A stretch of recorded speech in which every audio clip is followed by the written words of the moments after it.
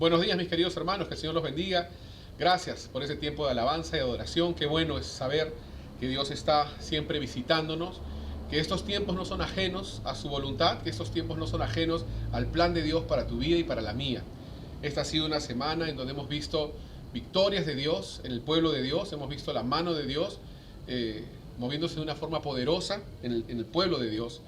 Y también hemos visto quizás algunas personas cercanas a nosotros partir también a la presencia de Dios.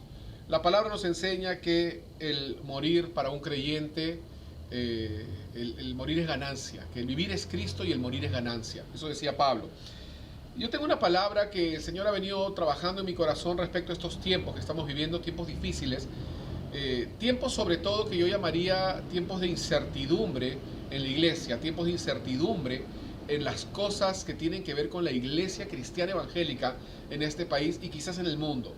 Escucho muchas voces de diferentes aspectos del pueblo de Dios hablando sus versiones de qué es lo que está pasando y qué es lo que tiene que hacerse con la iglesia.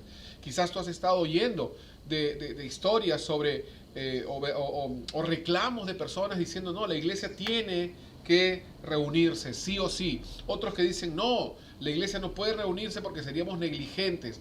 Y la verdad es que hay muchas posiciones respecto a esto, y lo único que yo les digo respecto a lo que yo puedo oír en el entorno en el que yo me desenvuelvo con amigos cristianos, amigos pastores de diversas fraternidades, es un sonido incierto. El sonido que se oye es un sonido incierto, no es un sonido puntual, no es un sonido con una sola dirección. Y para ello yo tengo una palabra que Dios ha puesto en mi corazón que yo creo que es importantísimo que en este tiempo podamos recibirla. Padre, gracias te doy en esta mañana por tu presencia, tu cuidado, tu fidelidad, tu bondad. Y oro, Señor, para que esta palabra que estamos compartiendo hoy sea una palabra que no solamente nos rete, sino que sea una palabra que de verdad nos edifique, nos nutra, nos levante como hijos tuyos, Señor. Te damos gracias por cada una de las personas que hoy están viendo. Te damos gracias, Señor, por cada uno de los invitados que están ahora presentes, por cada familia, cada persona que está invitando personas para escuchar tu palabra. Señor, que hoy sea un día de buenas nuevas, hoy sea un día de visitación tuya, que hoy sea el día de salvación, Señor. Te doy gracias en esta mañana en el nombre de Jesús. Amén. Dice el libro de Esdras, capítulo 3, versículo 13. Y no podía distinguir el pueblo el clamor de los gritos de alegría de la voz del lloro, porque clamaba el pueblo con gran júbilo y se oía el ruido hasta de lejos. Creo yo que en Esdras 3:13 nos define muy bien lo que queremos compartir hoy. Una palabra cuyo título es un sonido incierto. Un sonido incierto. Yo no creo que Dios quiera que tengamos un sonido incierto. Yo no creo que Dios quiera que la iglesia esté en confusión. Yo no creo que el Señor nos ha traído hasta acá de la mano para dejarnos a nuestra aventura, para dejarnos ahora a un acertijo. A ver, adivinen qué está pasando, porque yo no les voy a decir. Dios no es así, hermanos. Dios no es así, y Dios no quiere que tú y yo estemos en ascuas. Dios no quiere que tú y yo estemos en nada, sino que podamos tener una palabra certera en este tiempo para aquellas personas que están en tanta necesidad, que no son parte del pueblo de Dios aún, pero que lo serán. Así que en Esdras la situación era muy parecida. Yo he visto ocasiones en las que la misma iglesia no tiene una misma opinión o un mismo sentir respecto a ciertos aspectos. Sí, la iglesia tiene el mismo sentir respecto al matrimonio entre personas del mismo sexo. Todos, casi todos, estamos en desacuerdo con ello. La iglesia tiene una misma posición respecto al aborto. La iglesia tiene una misma posición respecto a unas cuantas cosas más, en su gran mayoría. Pero hoy se oye un sonido incierto con referencia a la situación de lo que llamamos la iglesia en tiempos de pandemia, o la iglesia en tiempos de COVID, o como quieras llamarle. Yo quiero compartir 3 puntos acá puntualmente. El primero que quiero compartir es que en la historia de Esdras, y quiero traerla a nuestros tiempos, traer la historia de Esdras a nuestros días, porque esta historia te habla de una cosa, te habla de una situación que cambió de la noche a la mañana, de una situación que fue radicalmente transformada, y yo pienso que tú y yo hoy estamos en un momento así, en un momento en donde la situación ha sido completamente cambiada. Ni nuestros padres, ni nuestros abuelos alguna vez vivieron algo así. Entonces estamos en una situación nueva, Una situación nueva, queridos hermanos, no quiere decir que Dios no sepa lo que está haciendo. Una situación nueva no quiere decir que Dios no quiera que tú sepas lo que va a suceder. Una situación nueva simplemente quiere decir una nueva oportunidad para seguir confiando en Dios y para seguir creyendo que Dios tiene el control. Amén. Amén. Esdras capítulo 2, por favor quiero que me acompañen ahí. Voy a leer el versículo 68 y 69. En este primer punto, cuyo título es Las condiciones cambiaron radicalmente. Las condiciones cambiaron radicalmente. ¿Cuántos pueden decir que eso es verdad para nuestros días? Dice Esdras 2:68. Y algunos de los jefes de casas paternas, cuando vinieron a la casa de Jehová, que estaba en Jerusalén, hicieron ofrendas voluntarias para la casa de Dios, para reedificarla en su sitio, según sus fuerzas, y dieron, dice, al tesorero de la obra 61,000 dracmas de oro, 5,000 libras de plata y 100 túnicas sacerdotales. ¿Qué es lo que estaba pasando? El pueblo de Dios, la iglesia, Israel, que nos representa a nosotros, de un momento a otro no tenía un lugar donde reunirse. Siempre lo tuvo. A lo largo de la historia, Dios siempre fue enfático en su pueblo respecto al tabernáculo, respecto al templo, respecto al lugar de su morada. Siempre. Pero en esta ocasión Israel, que era un pueblo centrado en la presencia de Dios, en el templo, se encontraba en una incertidumbre. Y la palabra dice que ellos no tenían templo, ¿no? Porque el templo anterior había sido destruido. ¿Y qué pasó entonces? ¿Qué fue lo que sucedió aquí? Dice acá la palabra que ellos empezaron a hacer ofrendas para poder dar y para poder construir lo que sería el nuevo templo. Este templo, para aquellos que están estudiando la palabra, quiero decirles que es el templo llamado el templo de Zorobabel. No es el templo de Salomón. El templo de Salomón era el templo anterior a este. Y ahorita vamos a ver más adelante cómo es que no eran iguales, en lo absoluto, ¿no? Pero miren que dice, ¿no? Que dice que según sus fuerzas, versículo 69, dieron al tesorero, ¿no? Pero todo ¿para qué? Para reedificar la casa de Dios en su sitio, para poder construir la casa de Dios en su sitio. De un momento a otro, ellos no tuvieron templo. De un momento a otro, ellos de pronto, a pesar que estaban en su misma ciudad, ojo, seguían en su misma ciudad, en sus mismas casas, en su mismo lugar, estaban en Jerusalén, pero no había templo. El templo no estaba. Muy similar a lo que nos ha sucedido ahora. El templo no está. O sea, está, pero no estaba. No está. Algo pasó. Y ellos tenían el deseo de construirlo o de reedificarlo. Ellos se esforzaron por hacer esto, pero obviamente entendían que el servicio, porque ellos ¿qué entendían? Entendían que el pueblo podía seguir adelante, pero un pueblo sin templo era un pueblo que no tenía, no era un pueblo.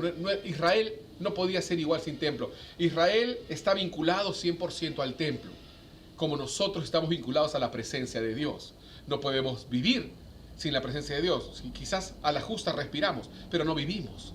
El templo para el judío es lo mismo que la presencia de Dios para ti y para mí en este siglo. Entonces cuando dice la palabra que ellos se esforzaron porque entendieron que no podían seguir adelante sin un templo y dieron sus ofrendas para construir el templo.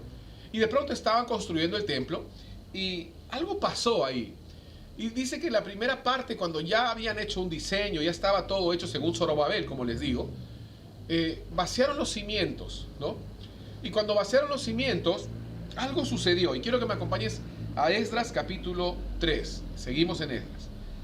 En Esdras capítulo 3. El anterior les había dicho que era Esdras capítulo 2, versículo 68. Ahora Esdras 3, versículos 10 al 12. Vamos a leer. Y cuando los albañiles del templo de Jehová echaban los cimientos, pusieron a los sacerdotes vestidos de sus ropas y con trompetas, y a los levitas, hijos de Asaf, con címbalos, para que alabasen a Jehová según la ordenanza de David, rey de Israel. Y cantaban, alabando y dando gracias a Jehová, diciendo, porque Él es bueno, porque para siempre es su misericordia sobre Israel. Y todo el pueblo aclamaba con gran júbilo, alabando a Jehová, porque se echaban los cimientos de la casa de Jehová. Y muchos de los sacerdotes, de los levitas y de los jefes de las casas paternas, ancianos que habían visto la casa primera, viendo echar los cimientos de esta casa, lloraban en alta voz, mientras muchos otros daban grandes gritos de alegría. Ahora, este es el sonido incierto que se oye hoy, hermanos. Algo estaba pasando, estaban vaciando los cimientos estaban empezando a la reedificación de este nuevo templo. O sea, Dios iba a hacer algo nuevo. Dios iba a hacer algo especial. Dios no los había dejado. Sin embargo, habían dos grupos de personas. Aquellos que cuando vieron esto, se pusieron a llorar. Los ancianos, dice, ¿no?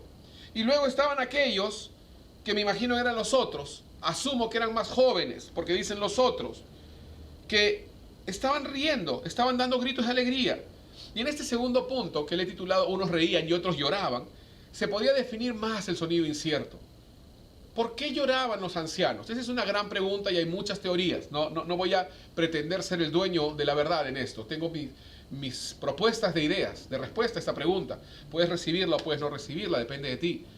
Pero la palabra nos enseña que los ancianos lloraban y los otros, o los jóvenes, podemos decirle así, tenían gritos de alegría.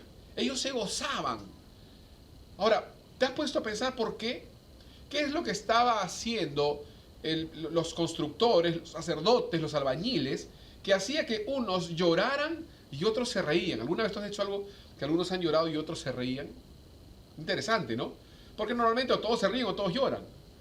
Pero, ¿qué estaba pasando acá? Esta es una gran pregunta, hermanos, que tú y yo tenemos que hacérnosla hoy. Porque ese es el sonido incierto que se oye hoy en la iglesia cristiana. Ese es el sonido incierto que puede estar tentando a tu corazón a no tener una definición de qué es lo que Dios está haciendo en este día. No hay templo. No hay templo. Pero se está vaciando un nuevo templo. Quiero decirte algo desde ahorita para que te quede claro, y si te puedes ir con esta idea, te vas a ir con una buena porción de la palabra. El templo que estaban planeando no era igual al templo anterior. Era diferente. Y quizás, según mi opinión, era esa diferencia la que hacía que los ancianos, como dice el versículo, que habían visto cómo era la casa primera, hoy veían que no era igual. Hoy veían que no iba a ser igual, que el diseño era diferente. Y ellos lloraban. Algunos dicen que lloraban quizás porque siendo ancianos no verían el final de la construcción. Puede ser. Pero los jóvenes reían. Daban gritos de alegría. Porque para ellos quizás era su primer templo. Porque ellos tenían una mente renovada. Porque ellos recibían lo que estaba viniendo de Dios. Y ellos con gozo decían, Dios está haciendo algo. Dios está haciendo algo nuevo en este tiempo, en estos días de cuarentena, de pandemia, de aislamiento. Dios está haciendo algo nuevo. Pero tenemos que estar atentos al sonido de la trompeta. Tenemos que estar atentos a lo que Dios está haciendo. Y estar dispuestos a decirle, sí Señor, este es tu templo. Es un templo diferente, pero es tu templo. Tú te seguirás moviendo. Tú seguirás glorificándote en medio de este templo. El nuevo templo definitivamente no tenía nada que ver con el anterior. Y repito que ahí lloraba uno y el otro reía. Los ancianos lloraban, los jóvenes o los otros se daban gritos de alegría. Mientras era un sonido incierto.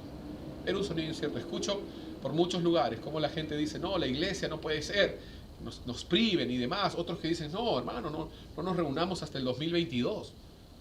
Hay un sonido incierto. Definitivamente yo creo que la iglesia, en términos de las personas que somos la iglesia, nos hemos enfocado mucho en el templo. En algún momento les dije esto, ¿no? De que es como que era la pieza fundamental del ajedrez, la reina. Y nos quitaron la reina, que son nuestros servicios dominicales, y ahora estamos en el gran reto de aprender a jugar con las demás fichas, ¿no? Eso lo dije en otro momento, lo vuelvo a decir ahora porque es importante que entendamos que los tiempos han cambiado. Pero el reloj de Dios sigue igual. Los tiempos pueden haber cambiado, las cosas pueden verse diferentes, pero el reloj de Dios sigue igual, hermano. El reloj de Dios sigue a tiempo. Dios está en agenda. Ahora, la historia de Israel nos muestra a lo largo de los años que hubo muchos templos diferentes. ¿Saben lo que eso me dice a mí? Que Dios nunca está buscando que su iglesia se afiance en una sola forma de ver las cosas, se afiance en una posición estática y rígida. Cuando yo veo que hubo un templo de Salomón, hubo un templo de Zorobabel, hubo un templo incluso de Ezequiel, en planos, pero de Ezequiel, luego un templo de Herodes, o sea, vemos templos que fueron cada uno diferente al otro, Entonces yo me pongo a pensar, ¿qué es lo que Dios está haciendo? ¿Qué es lo que Dios quiere hacer contigo y conmigo? Dios es un Dios dinámico.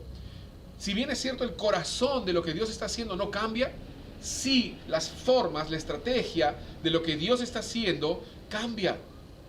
Pero tenemos que tener una cosa muy clara, queridos hermanos. El Espíritu de Dios es el mismo. Dios sigue siendo el Señor de señores, el Rey de reyes. Y Él sigue teniendo todo bajo control. Cuando vemos la historia de Israel, por ejemplo, cuando dice la palabra que ellos tenían que salir a comer maná, recogían el maná, dice que era como una especie de semilla de culantrillo, y ellos salían y recogían, y no podían guardar para el día siguiente. ¿Por qué? Porque cada día tenían que tener una revelación fresca de Dios. ¿Saben qué? Los grandes problemas que muchas veces hemos tenido, persona, quizás algunos de ustedes en nuestras vidas, es por dar por sentada la palabra de Dios. Es por quedarnos en nuestro, digamos, con los brazos cruzados y simplemente echarnos para atrás y dormirnos en nuestros laureles. Cuando nos dormimos en nuestros laureles y damos las cosas por sentadas, ¿qué es lo que sucede? Sucede que no dependemos de Él y no buscamos algo fresco de Él cada día, como el maná. Y no me quiero desviar del tema, más bien quiero que ahora podamos nosotros, por un momento, ver una imagen. En esta imagen, básicamente lo que vamos a ver es obviamente en una pintura, no es una foto, no existían fotos en esa época, pero quiero que vean que el templo anterior a este templo de Esdras, llamado el templo de Zorobabel, como les digo, era llamado el templo de Salomón, ¿ya? Quiero que noten esto porque el templo de Salomón fue el segundo. El primero siempre fue los tabernáculos, que sí eran iguales, ¿no? Porque se tenían que ir moviendo. Pero después del tabernáculo, que era el diseño de Dios, vino un templo, el templo de Salomón. Después del templo de Salomón, que fue destruido, y Dios sabía que iba a pasar eso, vino el templo de Zorobabel, que es este del cual estamos hablando ahora. Nos ubicamos en este punto de la historia. Después hubo muchos años en donde no hubo templo, hasta que llegó la reconstrucción del templo, hecha por Herodes en el Nuevo Testamento. Entonces, vemos la historia muy dinámica respecto a los cambios hechos en los templos. Y hoy vamos a ver esta foto ahora. Esta imagen. Solamente para que podamos ver la diferencia. Y quiero que notes bien que la diferencia que vas a ver en estos templos no quiere decir que Dios cambió. No quiere decir que uno es el correcto y el otro el incorrecto. Qué difícil muchas veces se nos hace entender que dos personas pueden tener razón y al mismo tiempo tener puntos diferentes. Qué difícil se nos hace entender que Dios a lo largo de los años trata con nuestras vidas de formas diferentes, especiales. Qué difícil se nos hace entender, queridos hermanos, que Dios puede tratar contigo de una forma diferente que conmigo. Que Dios puede permitir que uno de sus hijos, por un momento de necedad, caiga en un error para después restaurarlo, pero a otro que quizás está en un nivel de servicio y de devoción a Él, que caiga en el mismo error, Dios lo puede disciplinar. Qué difícil es entender eso, que Dios puede tratar de una forma diferente a cada persona, porque Él es un padre. Y aquellos padres que están acá saben muy bien que no siempre tratamos igual a nuestros hijos. ¿Por qué? Porque cada uno es diferente. No quiere decir que no los amemos por igual, los amamos por igual, pero el trato no es igual. Pero bueno, sin más, quisiera ya pasar a esta foto, esta imagen, una imagen que queremos ver por unos 10 segundos aproximadamente. Les voy a pedir que por favor presten atención y vean la diferencia entre el templo de Salomón y el templo de Zorobabel. Adelante, por favor.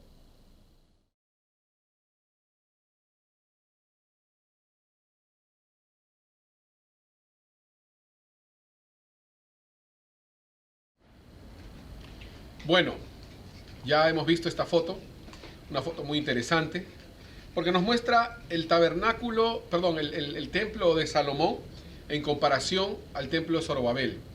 Y la verdad es que si no se necesita ser un ingeniero civil y un arquitecto para entender que eran diferentes, muy diferentes, ¿no? Pero eso no quiere decir que Dios no estaba obrando. Eso no quiere decir que Dios no estaba haciendo su obra, y tampoco quiere decir que no era voluntad de Dios, o que Dios vivía más en el templo de Salomón que en el templo de Zorobabel. Y quizás esa era la razón por la cual los ancianos lloraban, porque Claro, a la luz del templo de Salomón, este templo quizás era un poco más simple.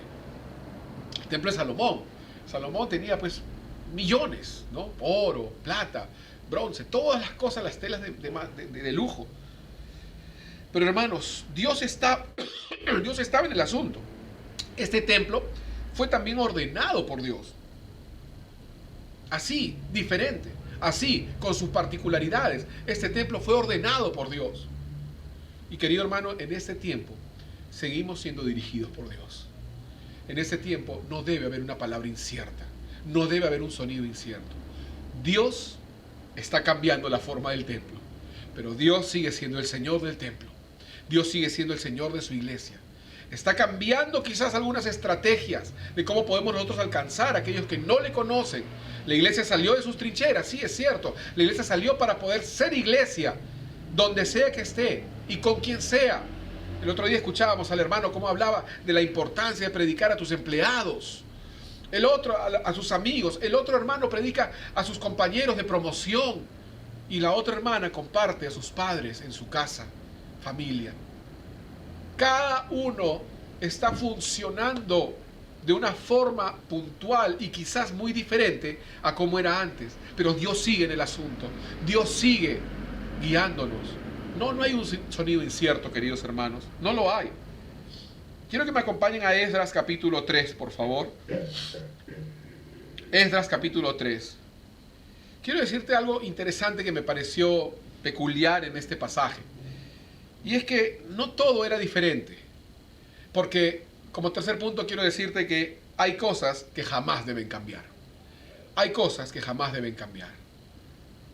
Hay cosas que podríamos llamar incluso las no negociables. Y voy a leer Esdras capítulo 3, versículo 3. Primero en la traducción Reina Valera del 60. Y después en la traducción Nueva Traducción Viviente. Ahí vamos. Esdras 3:3 en Reina Valera del 60.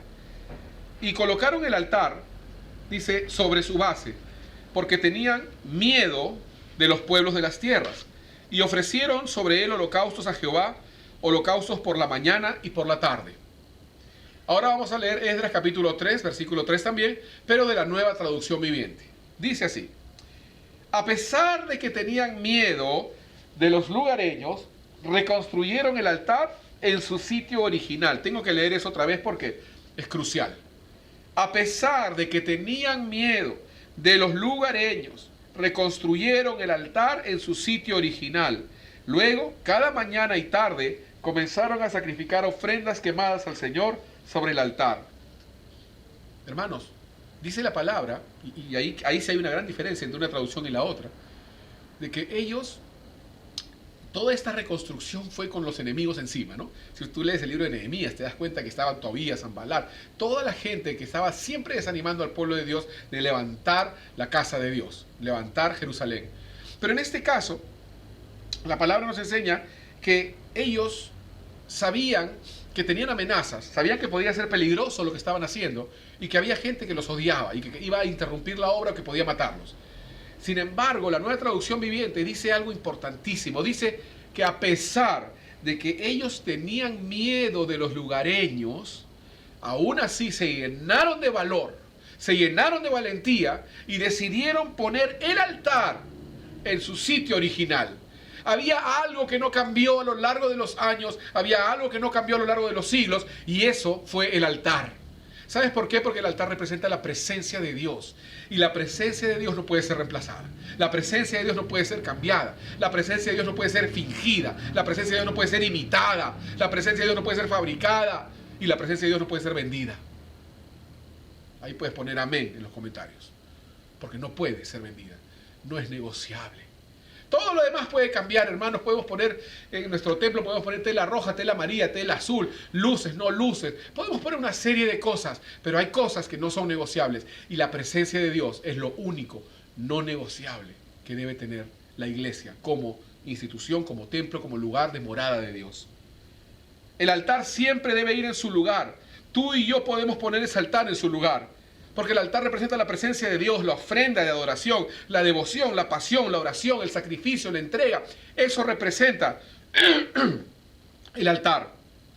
Y sí, el altar, si es que el altar está donde debe estar, ten por seguro, hermano, que Dios hará lo que ha decidido hacer.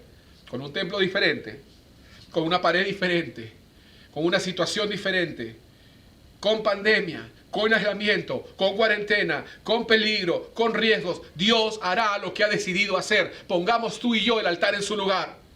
Pongamos tú y yo el altar en el mismo lugar. Es difícil, por eso dice que había amenazas.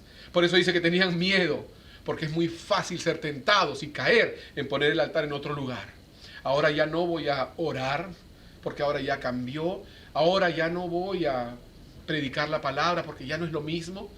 Es fácil cambiar de lugar el altar, pero ellos se la jugaron, ellos se arriesgaron y decidieron poner el altar en el mismo lugar, con todos los riesgos que habían. Y hoy, queridos hermanos, en este tiempo, con estas condiciones, tú y yo podemos y debemos poner el altar en el mismo lugar. Hermano, hermana, amados de Dios, les digo una cosa: renovemos nuestro espíritu, una fresca unción, una revelación fresca, un nuevo Pentecostés.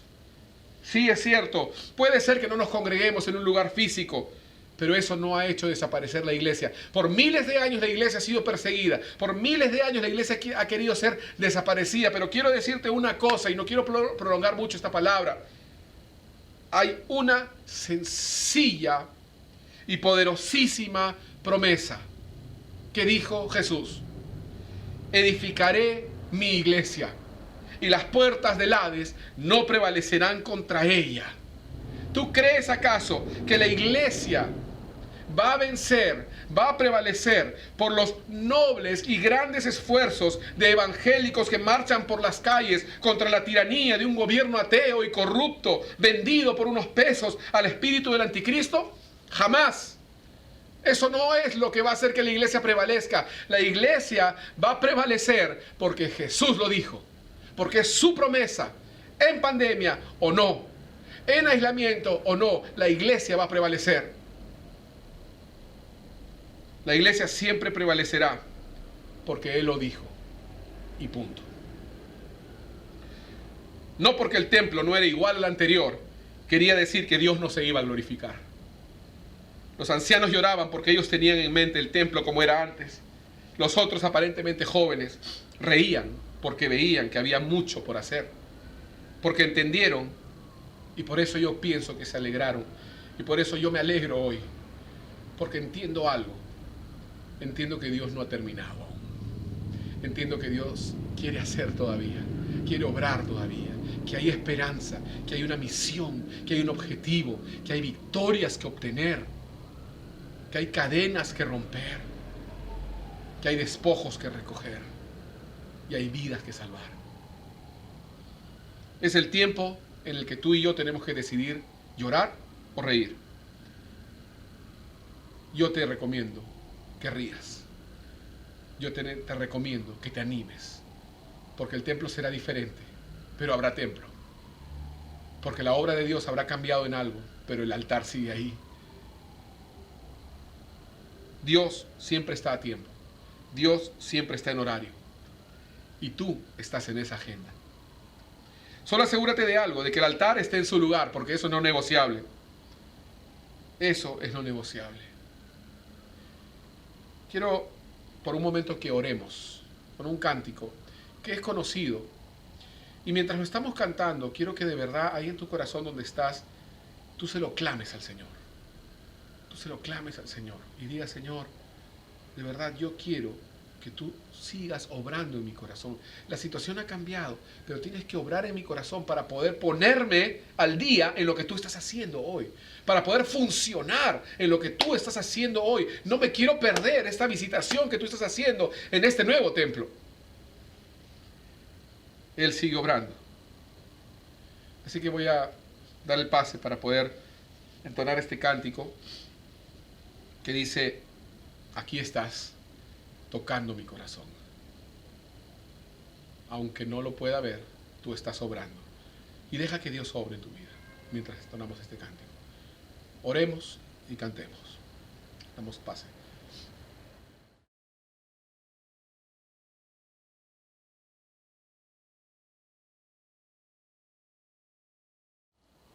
Gracias, Jesús. Gracias, Señor. Gracias, Señor. Aunque yo no pueda verlo, tú estás obrando, siempre estás obrando.